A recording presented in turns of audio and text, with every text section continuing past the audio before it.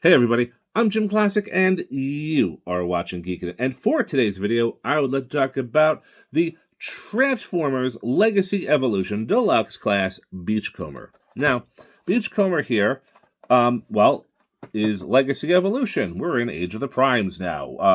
And I just got this guy brand spanking new because he has been in pre-order hell at Big Bad Toy Store for like a year and a half. Now, I'm not sure if that's Big Bad Toy Store's fault or Hasbro's fault. I really don't know the specifics, but I think everyone's Beachcomber has come out now, unless you got a sneak preview or or whatever. But anyway, so got Beachcomber. Looking forward to opening this guy up. But first, as usual, let's talk about the packaging. Starting with the package, as we usually do, we see Beachcomber here in an open window package. Of course, this is the old packaging before Hasbro finally learned its lesson. We see artwork of the Dune Buggy here with his parrot companion. He's just driving into the rain, it looks like, with headlights blazing. Beachcomber and Paradise Parakeet. Transformers Legacy Evolution. We see tech specs right here on the QR code, which still works, which I'm very happy about. We have artwork here on the side, Beachcomber in robot mode, close-up of his face. We have the Legacy Evolution artwork here with Lio Convoy, and and the rest. Moving on to the back product shot, robot mode, vehicle mode, Evo Fusion mode. He's holding his gun, big deal. 11 steps. Well, that's it. That is the box. Now, let us open Beachcomber up and see what he is all about. Now that we have Beachcomber out of the package, I gotta say, this is a pretty good upgrade. What can I say? This is G1 Beachcomber, but he looks a lot nicer. You got your traditional Beachcomber designs, the wheels on the tires, the big stompy feet, the piston chest. Of course, you got those cool silver shades with like the weird pompadour kind of helmet hair thing going on. He's got the mouth and the nose, so not based off of the G1 toy, though I wouldn't be surprised if Walmart does a retro version with the G1 head sculpt. But this is kind of how he looked in the cartoon series, and he does look pretty good. And you can see the shape of his helmet and everything, kind of like a pompadour look. I don't know. That's how I see it. But got the sideburns there, kind of. So, Beachcomber is kind of a weird hippie kind of guy. But got some nice details there, especially there with the little grating. Of course, the piston chest, that looks clean and nice. The hourglass,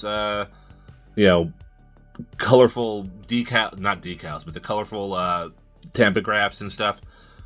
Moving down here, nothing much on the legs. Just a nice silver right there. Big stompy feet. Big shoulder tires. Simple arms. I don't think the hands. Ooh, the hands do rotate. Ooh, couldn't tell for a minute. Nice, not too bad. Got some nice details there on the back, which is the engine of the Dune Buggy mode.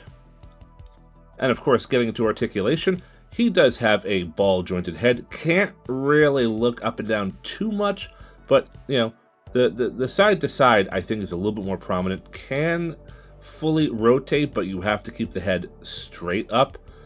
If you have the head at an angle, it won't turn because of the greeblies on the back. He does have universal joints here at the shoulder, so he can do a full rotation all the way around.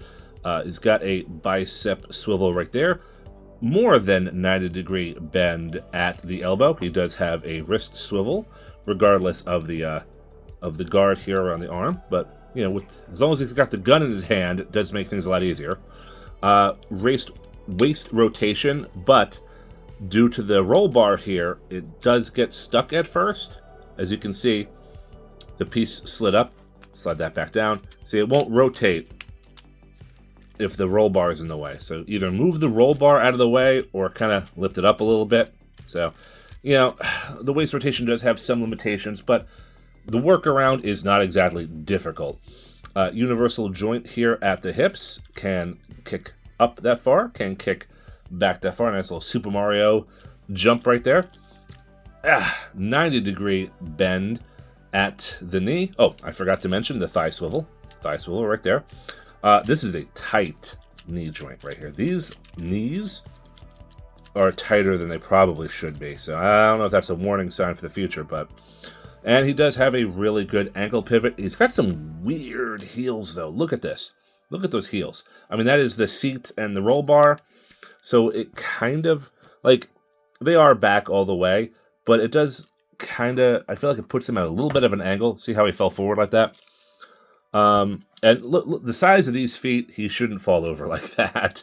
But the roll bar and everything does kind of give him a weird tilt. And so that's, you know, you got to finagle him a little bit. And that's probably my only issue. See how he's leaning forward? And that's because of the roll bar. I can't seem to, you know, like that roll bar is tucked behind the seat or in front of it, but this one is not. This one is doing whatever it feels like, and there we go. See, now I had to use some strength to push that up there, so that should fix the standing issue. But just be aware of it. See, now he's standing fine. So, but I don't know what it is. I think it is kind of hexagonal shaped. It's not a sphere, so it kind of soft ratchets into place. Done. Hear that? See that? It soft ratchets into place. And I think what happened is that the soft ratchet was not soft ratcheting back there, and it was causing a problem. But anyway, you know, this is the robot mode for Beachcomber. I think this Beachcomber looks fantastic. This is such a great representation of what both the toy looked like and what the G1 animation model looked like. This is a really solid figure. I'm so glad he was finally released. Much like my buddy DevCon, he was in pre-order hell for about a year and a half, and I have no idea what the delay was. No clue. But, you know, I'm glad to see he's finally here. Now, as far as accessories go, Beachcomber does come with 2 accessories. One of them he already has in his hand, and that is his gun. This is a nicely painted black gun. Well, it's gray plastic, and it's got this kind of glossy black paint. And I'm not sure what this is. Oh, is that? Oh, never mind. Oh, that's the schmutz. Okay. Ah, I thought that was the plastic peeling, or the paint peeling, the paint chipping. No, but that was this white schmutz. I don't know what that was, but it's still kind of there. So I have no idea. But it is an imperfection. Maybe it was attached to a sprue at that area? I don't know. But either way, it's a nice little gun. I mean, seems a little harsh for a character like Beachcomber. I don't know if that's the kind of weapon he had in the cartoon. I don't really remember, but this looks like a pretty deadly weapon for our Beachcomber buddy. He also comes with another accessory, and that would be a small rubber parakeet. Oh, look at that. He's even got the eyes. I couldn't see the eyes very well with the naked eye. But no, he's got a painted beak. He's got the eyes, green rubber, and this little 5mm thing. So you can put the parakeet right there on Beachcomber's shoulder, or thanks to that little black nub, you can put it in any 5mm port, such as Beachcomber's hands. Now, because this is soft plastic, it is really fighting me. It is not fitting in his hand very well. There we go. We got it in there. And you see, he's just holding the parakeet. Now, I think this is a reference to the Golden Lagoon episode, which is fine. I think the parakeet, well, first off, it is so tiny, it is going to get lost. It is so damn small, it will get lost one day. So I am just going to keep this little guy separate in a Ziploc bag. But you know, that does look kind of cool, though. I do dig that.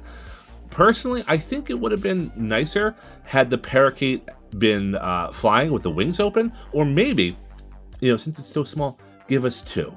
Give us one with the parakeet perched, and give us another one with the parakeet in flight with the same type of rubber thing, because you could put them on a little 3mm, you know, display stand, and I think that would have been great. That would have been a really nice touch, but, you know, whatever. I'm not Hasbro. What do I know? We do have, I think this is a 3mm port on the back of his butt. Let's find out.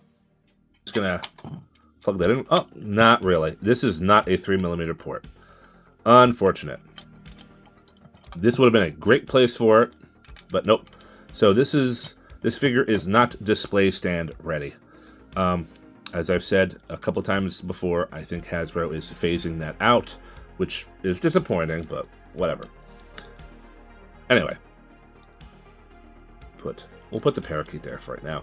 And let's just break out some extra figures for comparisons. Well, you know what? Since I was just talking about DevCon and Pre-Order Hell, let's just get his Pre-Order Hell buddy out, DevCon, right there. And of course, now these are both deluxe class figures. Keep that in mind. Look at the size difference between these two. And of course, we have Target versus 4-pack of Bumper. And Bumper is also a deluxe class. So look at that size difference. And we've spoken about him before, the Retro Edition Sea Spray, who is also a deluxe class. Look at the size difference. This seems to be a theme here. Of course, Retro Edition Gears, who looks really nice as well. And you know what? For the fun of it, and I really should have brought my G1 Beachcomber out. I might have to do another picture later. But here we have Titan's Return Beachcomber, which, in my opinion, I think is still a solid figure. Like, this is still good. Make no mistake. If they never made the Legacy version, this would still be a good figure and worthy of my collection. So I've got some tough decisions to make here. But, you know, and you know what, let's bring out a big guy, okay? And we haven't seen this guy in a while. Oh, okay, we're gonna have to move things around. We haven't seen this guy in a while, but the G2 Age of the Primes Grimlock. And, oh, yep, camera's cutting off his head. Let's move this up a little bit. There we go. Now look how big he is compared to these guys. But yeah, that is a nice little setup here of figures. And you know what? Beachcomber looks good with all of them. Now, it's kind of funny. I did mention, you know, Walmart possibly re-releasing this guy with the toy accurate head sculpt, and I'm betting they probably will.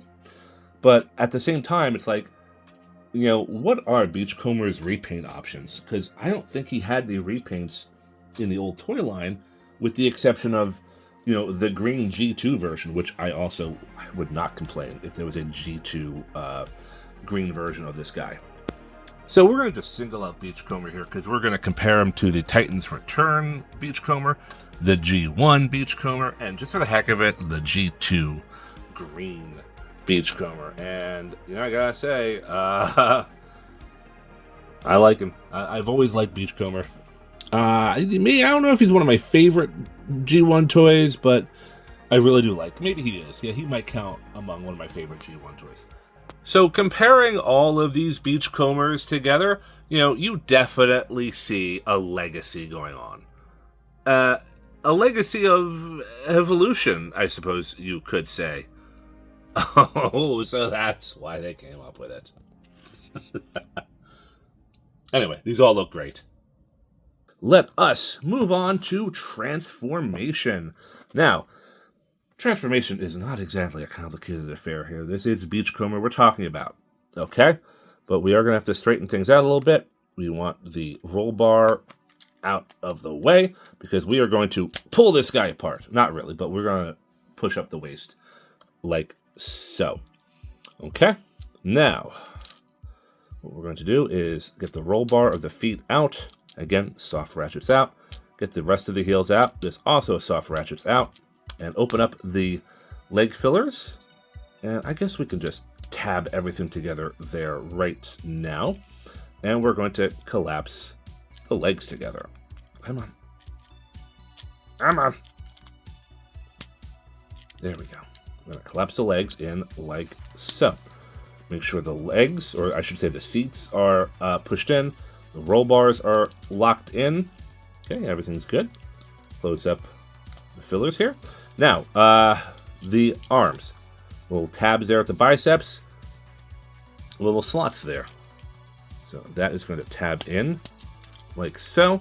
And this has also got to tab in like so. See how that works? Tabs in, and tabs in. See how it is at an angle. And then what we do is we get the roll bar and just kind of close that in. Now, get the roll, oh my god, the roll bar cage. And that gets pegged in, and that gets pegged in like so. And these are coming, there we go, they're coming apart a little bit. Okay. Okay, I was having a little bit of difficulty with the transformation. I had to cut and, you know, fiddle around with it a little bit more because this sometimes does fight me. So like I said, the tab there in the bicep, tabs right there. But the tab here tabs in right there. I don't know if you can, there, tabs in right there. And for some reason that just really just kind of puts up a fight. So what I gotta do is I gotta angle it in, make sure that tab is lined up with that slot as it is, and then I kind of have to, it's weird. It is weird and frustrating. Ah, there we go. Nope. See what I mean? This does kind of fight. It's weird. I don't like it. But now that fights you. There we go. Now it's locked in. There we go.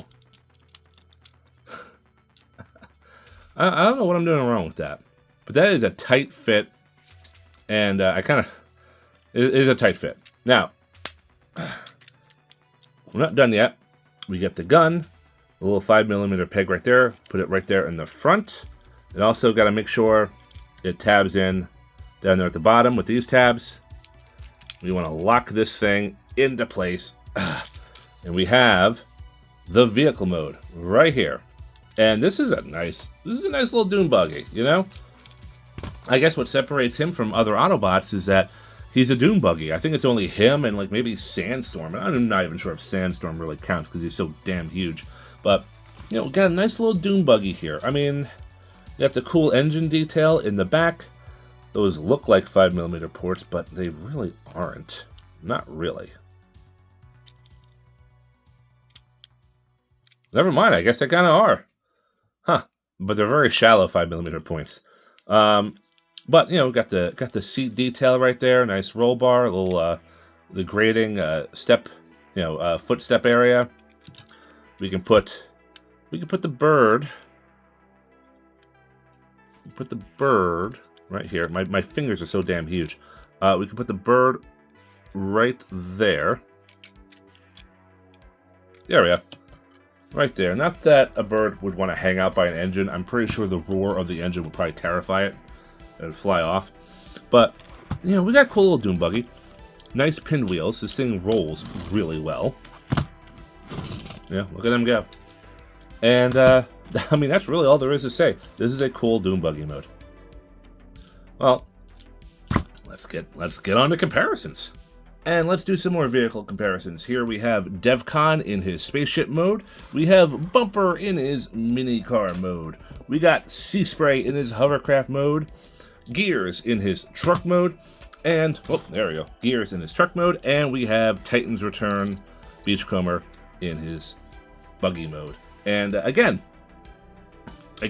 all of these figures, all these vehicle modes look great together. Of course, DevCon, you know, he's the odd man out. He's the Cybertronian rocket ship hanging out with a bunch of cars and hovercrafts. But you know, we'll just zoom off DevCon, get him out of here. But yeah, you know, all these cars, I mean, even the hovercraft, they all do look good together. And you know, the mini bots have always been such fun figures. Damn it, I don't have Cosmos with me. Cosmos would have been great to add to this. But, oh wait, I completely forgot. I don't have time to transform him, but here we have, also, as a special guest, we have Warpath in vehicle mode. I forgot he was sitting on my desk. So, you know, another Autobot mini-bot just kind of hanging out right there. And like I said, they are all looking good together. You know, the Autobot mini-bots are coming along rather well. Looking forward. I mean, I think we are getting a Power Glide, aren't we? I think. I heard, possibly, maybe I'm mistaken, but I really do hope we're getting Powerglide, because then that's it for the Season 1, Season 2 cast of Autobot Minibots. And, you know, ready to move on to Season 3 with, like, Tailgate and Outback and all those other guys. But, yeah, this is fantastic. I love this. And we have all 4 versions of Beachcomber in their Dune Buggy modes, and I think we can all agree that he looks good no matter what generation. Anyway, that has been my look at the Transformers Legacy Evolution Beachcomber. Fantastic figure. I'm just sorry that it took so long for the figure to come out into the stores. I got this guy at Big Bad Toy Stores before the tariffs. So, you know, for those of us living in America, you know, I got him before the tariffs. He was in pre-order hell for so long. But yeah, you know, glad to finally see this guy, and he is definitely a good figure to pick up. Do I think he's going to be worth $31 in America with the tariffs? He might not be worth $31. But for the regular $24 I say regular $24 price, these are deluxes. Deluxes should be $10, but whatever. I'm a kid from the 90s. What do you want from me? I'm an adult from the 90s. But yeah, you know, is he worth $31? No. If you can get him for the $24, you know, pre-tariff price, if you can get this guy on clearance, definitely worth picking this guy up. All right, well, that has been my look at the Transformers Legacy Evolution Beachcomber. Thank you all for watching. Tell me what you think about this guy. Do you have him? Do you hate him? Do you think I'm nuts? I probably am. Anyway, I'm out. Y'all have a good one. You've been watching Geekin', and I will see y'all next time. Take care, everybody.